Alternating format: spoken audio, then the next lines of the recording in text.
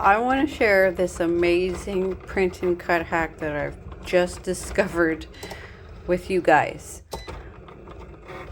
I have an issue, every once in a while I have an issue with glossy sticker paper. How when the sensor goes to read these four corners, it sometimes cannot read the black lines. It's a light thing, and it's because it's glossy paper, a reflection, can't read it properly. So I just tried something like I did a whole bunch of print and cut with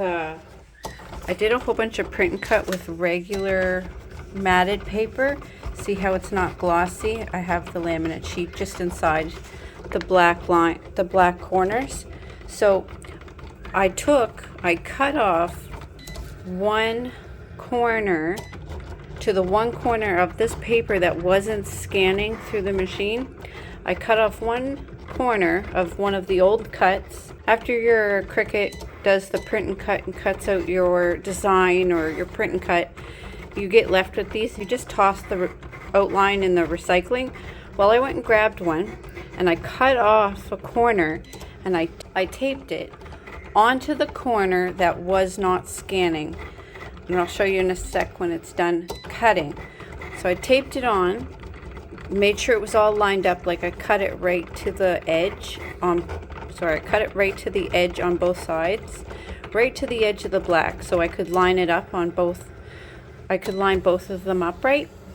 So I taped that down secure on the corner, and it scanned and cut. So I am from now on,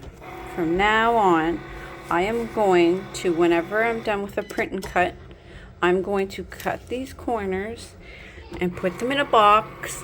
If I ever have issues with this not scanning the paper properly, I'm going to use one of these instead of having to print off a whole other copy just to cut it.